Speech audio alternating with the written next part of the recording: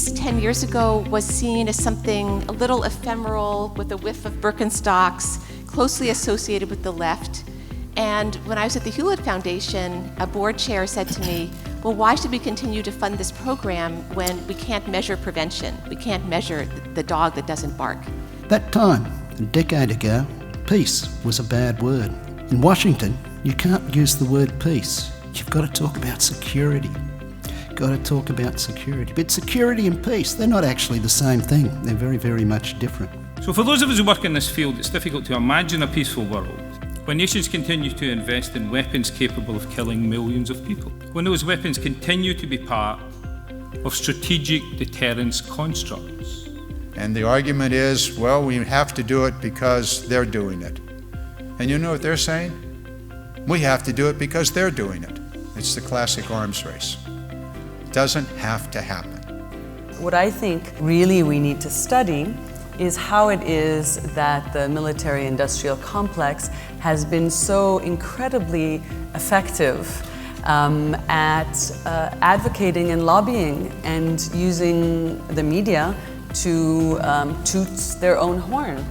People are starting to realize that we can't kill or arrest our way out of this challenge. And so there's finally a much more serious conversation about prevention. The most important thing that we need to deal with issues of peace and war, economic development, is knowledge and information.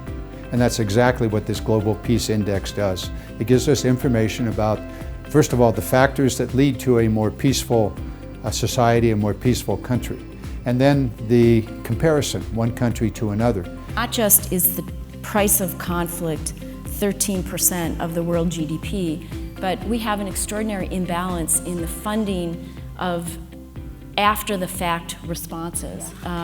Not to mention the $600 or so billion that the US gives to the military versus about $50 billion for the entirety of our civilian responses. It is time to use technology for good peace-building purposes, not as a means to radicalize young people across the world. Within our communities, our Peace Corps volunteers, through their relationships and through their presence in the community, are really showing that our country stands with those people against things like poverty, gender inequality, discrimination. At the end of the day, they say data doesn't lie, right?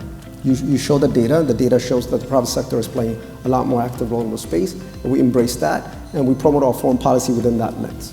We need each other, all of us, to bring the most creative thinking to the table, to collaborate, to share our knowledge, and combine our resources. Think about engagements which are truly reciprocal, not top-down, but allowing bottom-up to thrive and use technology and other resources to be able to have people build their own sense of a future, their own sense of empowerment. The real opportunity today is to understand that there's an untapped force that is dreaming to do something constructive in our world everywhere, and that all we need to do is truly engage, respectfully listen, and consider youth not just victims or protagonists, but actual actors to the resolution of the problems that exist in that country. Solutions based on crafting the conditions that contribute to a peaceful society, rather than simply focusing on the causes of conflict and the causes of war. Take from this meeting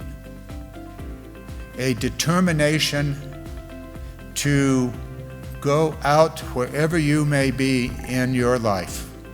Take with you a determination to work for peace.